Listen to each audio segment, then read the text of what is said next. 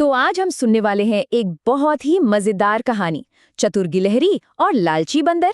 देखिए, ये कहानी सिर्फ सुनने में अच्छी नहीं है, बल्कि इससे हमें एक बहुत बड़ी और गहरी सीख भी मिलने वाली है। तो कहानी में आगे बढ़ने से पहले एक सवाल पर सोचते हैं, क्या दिमाग हमेशा ताकत से बड़ा होता है? चलिए देखते हैं इस कहानी के अंत तक हमें इसका क्या जवाब मिलता है। चलिए मेरे साथ कल्पना कीजिए, एक घना हरा भरा जंगल है और इसी जंगल में रहते हैं हमारे कहानी के दो मुख्य किरदार। एक है फुर्तीली और बहुत ही समझदार चिंकी गिलहरी और दूसरा है थोड़ा नटखट भोला बंदर। पर पता है, इन दोनों दोस्तों के स्वभाव में ना जमीन आसमान का फर्क था। एक तरफ थी हमारी चिंकी, जो दिन रात मेहनत करती और हमेशा दूसरों की मदद के लिए तैयार रहती, और वहीं दूसरी तरफ था भोला, जिससे लगता था कि अरे मेहनत करने की क्या जरूरत है, सब कुछ तो यूं ही मिल जाना चाहिए। थोड़ा आलसी और हाँ, थोड़ा लालची भी।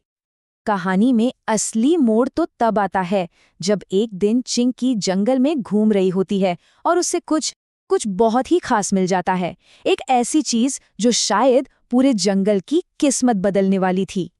उससे मिलता है एक चमकता हुआ जादुई मीठा फल। अब ये कोई ऐसा वैसा फल नहीं था। कहते हैं कि ये साल में सिर्फ एक ही बार उगता है और जो भी इसे खा ले उसे पूरे 1 साल तक भूख का एहसास ही नहीं होता। सोचिए जरा, कितना कीमती होगा ये फल। और यहाँ देखिए चिंकी का बड़ा दिल। जैसे ही उसे वो फल मिला, उसने सबसे पहले अपने बारे में नहीं बल्कि पूरे जंगल के बारे में सोचा। उसका इरादा बिल्कुल साफ था, इस खुशी को, इस जादू को वो सबके साथ साझा करेगी।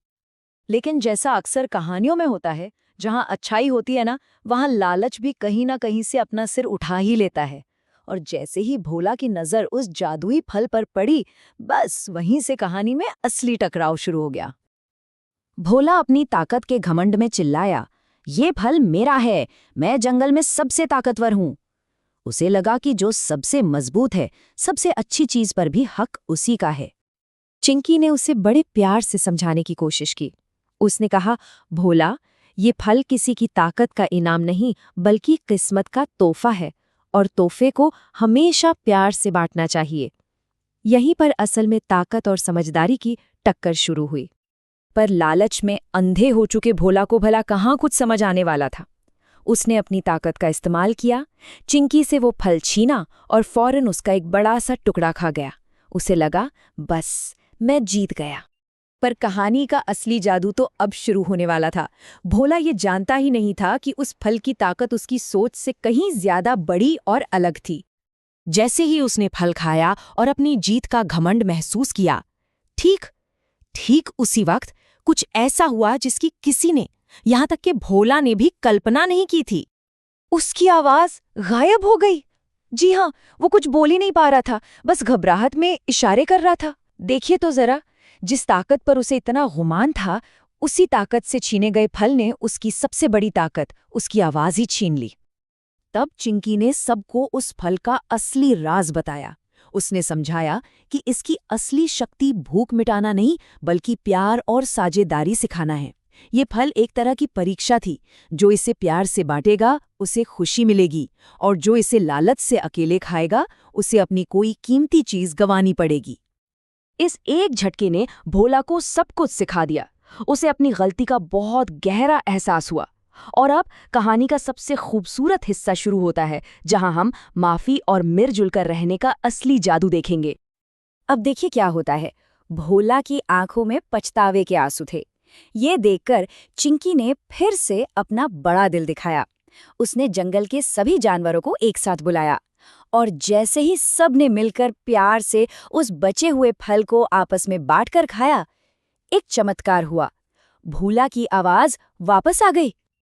आवाज लौटते ही भोला का सबसे पहला काम था चिंकी से माफी मांगना। उसने सबसे वादा किया कि आज से वो मेहनत की इज्जत करेगा और हमेशा मिल बांट कर रहेगा। ये सिर्फ एक वादा नहीं था, ये उसके पूरे स्वभाव के बदलने की शुरुआत थी। तो इस पूरी कहानी से आखिर हमें सीखने को क्या मिला? चलिए 2 सबसे जरूरी बातों पर एक बार फिर से नजर डालते हैं। पहली और सबसे बड़ी सीख तो ये है कि लालच से हमें कभी सच्ची खुशी नहीं मिल सकती।